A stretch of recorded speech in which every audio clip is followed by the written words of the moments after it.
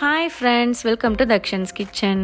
இன்றைக்கி நம்ம சூப்பரான ஆரஞ்சு கேக் குக்கர்லேயே எப்படி பண்ணுறது அப்படின்னு தான் பார்க்க போகிறோம். இந்த கேக் வந்து ரொம்ப சாஃப்டாகவும் நல்ல ஃப்ளேவர்ஃபுல்லாகவும் இருக்கும். இப்போ வாங்க இதை எப்படி செய்கிறதுன்னு பார்க்கலாம். ஃபஸ்ட்டு ஒரு குக்கர் எடுத்துக்கோங்க. அதில் 1 கப் அளவுக்கு கல் உப்பு இல்லைனா சால்ட்டு, அப்படி இல்லைனா ஆற்று மணல் கூட நீங்கள் சேர்த்துக்கலாம். சேர்த்துட்டு அதுக்கு மேலே இந்த மாதிரி ஒரு ஸ்டாண்ட் வச்சுக்கோங்க. ஸ்டாண்டு இல்லைனா ஏதாவது ஒரு பிளேட்டு அந்த மாதிரி வச்சுக்கோங்க. இப்போ இதுக்கு மேலே நம்ம மூடி வந்து கேஸ் கட்டும் விசிலும் போடாமல் தான் மூடணும். மூடி வச்சு ஒரு 10 நிமிஷத்துக்கு மீடியம் ஃப்ளேமில் வச்சு ஹீட் பண்ணிக்கோங்க. இது ஹீட் பண்ணுறதுக்குள்ளே நம்ம வந்து கேக் பேட்டர் ரெடி பண்ணிக்கலாம். அதுக்கு முன்னாடி நம்ம எந்த பேனில் வந்து பேக் பண்ண போகிறோமோ அதில் வந்து கொஞ்சமாக எண்ணெய் இல்லைனா பட்டர் வந்து நல்லா க்ரீஸ் பண்ணிவிட்டு மேலே வந்து கொஞ்சமாக மைதா மாவு போட்டு நல்லா டஸ்ட் பண்ணி வச்சுக்கோங்க. இந்த மாதிரி பண்ணுறதுனால கேக் வந்து நல்லா ஒட்டாமல் வரும். பட்டர் பேப்பர்லாம் யூஸ் பண்ணணும்னு அவசியம் இல்லை. இந்த மாதிரி பண்ணாலே போதும்.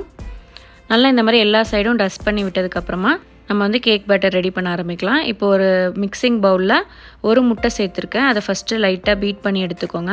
ஒரு 5 நிமிஷத்துக்கு இந்த மாதிரி நல்லா பீட் பண்ணி எடுத்ததுக்கப்புறமா நம்ம இன்னொரு முட்டையை சேர்த்துக்கலாம். இந்த மாதிரி ஒரு முட்டையாக நம்ம சேர்த்து பீட் பண்ணும்போது நல்லாவே உங்களுக்கு ஃப்ளஃபியாக வரும். இப்போ இதையும் ஒரு 5 நிமிஷத்துக்கு நல்லா பீட் பண்ணிக்கலாம்.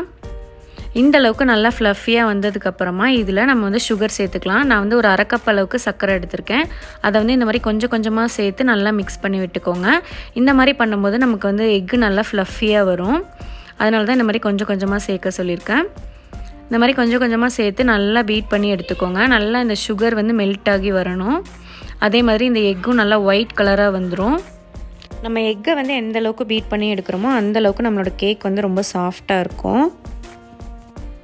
இப்போ பார்த்திங்கன்னா எக் வந்து நல்லா ஃப்ளஃபியாக வந்துருச்சு.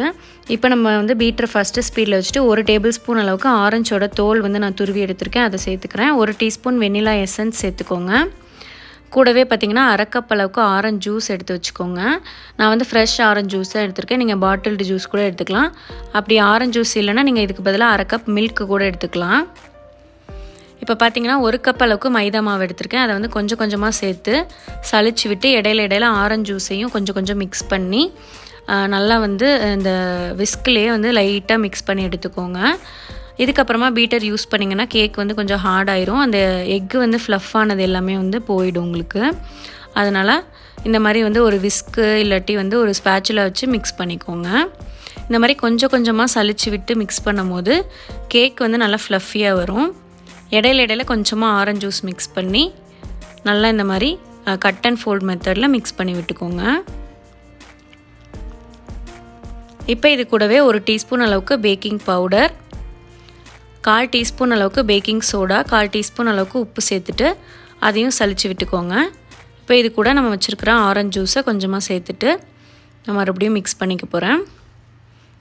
இந்த மாதிரி கொஞ்சம் கொஞ்சமாக சேர்த்து மிக்ஸ் பண்ணும் போது அந்த எக்கோட ஃப்ளஃபினஸ் வந்து போகாமல் இருக்கும்.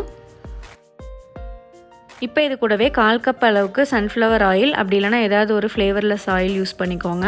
அப்படி இல்லைனா 1/4 கப் அளவுக்கு மெல்டட் பட்டர் சேர்த்து கொஞ்சம் கொஞ்சமாக மிக்ஸ் பண்ணிக்கோங்க. இந்த மாதிரி கொஞ்சம் கொஞ்சமாக மிக்ஸ் பண்ணால் தான் கேக் வந்து நல்லா ஃப்ளஃபியாக வரும். இப்போது நம்ம மிக்ஸ் பண்ண பேட்டரை வந்து நம்மளோட பேக்கிங் பேனில் ஊற்றிக்கலாம். இந்த மாதிரி ஃபுல்லாக ஊற்றுனதுக்கப்புறமா இந்த மாதிரி 2 வாட்டி டேப் பண்ணிவிட்டு நம்ம இந்த குக்கர் ஹீட் ஆகிருக்கு இல்லையா, அதில் வந்து எடுத்து அப்படியே வச்சிடலாம். வச்சுட்டு எவ்வளோ லோ ஃப்ளேமில் வைக்க முடியுமோ அந்த மாதிரி லோ ஃப்ளேமில் வச்சு நீங்கள் வந்து பேக் பண்ணிக்கலாம். இப்போ குக்கரை மூடி வச்சுட்டு ஒரு 25லேருந்து 30 நிமிஷத்துக்கு நல்லா பேக் பண்ணி எடுத்துக்கோங்க. லோ ஃப்ளேம்லேயே தான் இருக்கணும். இப்போ நான் பார்த்திங்கன்னா ஒரு 25 மினிட்ஸ்க்கு அப்புறமா ஓப்பன் பண்ணி பார்த்தேன். இந்த மாதிரி கத்தியை விட்டு பார்க்கும்போது அதில் வந்து ஒட்டாமல் வரணும். அப்போ தான் உங்களுக்கு கேக் வந்து நல்லா பேக் ஆகிருக்குன்னு அர்த்தம். இடையில வந்து ஓப்பன் பண்ணி பார்க்கக்கூடாது. ஒரு 25 மினிட்ஸ்க்கு அப்புறமா ஓப்பன் பண்ணி பாருங்கள். இப்போ பார்த்திங்கன்னா கேக்கை நம்ம வந்து வெளியில் எடுத்து ஒரு 20 மினிட்ஸ்க்கு நல்லா ஆறுனதுக்கப்புறமா நான் வந்து இந்த மாதிரி சைட்ஸ்லாம் எடுத்து விட்டுட்டு கேக்கை வந்து நம்ம எடுத்துக்கலாம். பாருங்கள், பேஸ் வந்து நல்லா ஒட்டாமல் சூப்பராக வந்திருக்கு. நம்மளோட கேக் பாருங்கள், அவனில் பேக் பண்ண மாதிரி இந்த டாப் லேயர் கூட நல்லா கோல்டன் கலரில் வந்திருக்கு. இப்போ நம்ம வந்து பீஸ் போட்டுக்கலாம். நான் வந்து பார்த்திங்கன்னா இந்த பேக்கரியிலலாம் வரும் இல்லையா, அந்த மாதிரி வந்து ரெக்டாங்கிள் மாதிரி தான் பீசஸ் போட்டுக்குவேன்.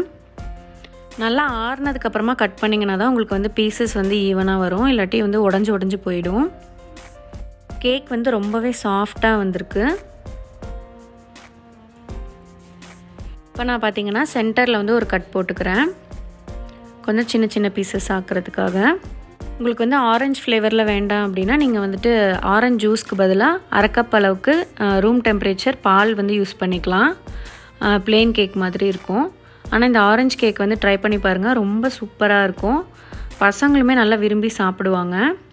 கேக் பார்த்திங்கன்னா உங்களுக்கே தெரியும் எந்த அளவுக்கு நல்லா சாஃப்டாக வந்திருக்கு பாருங்கள்.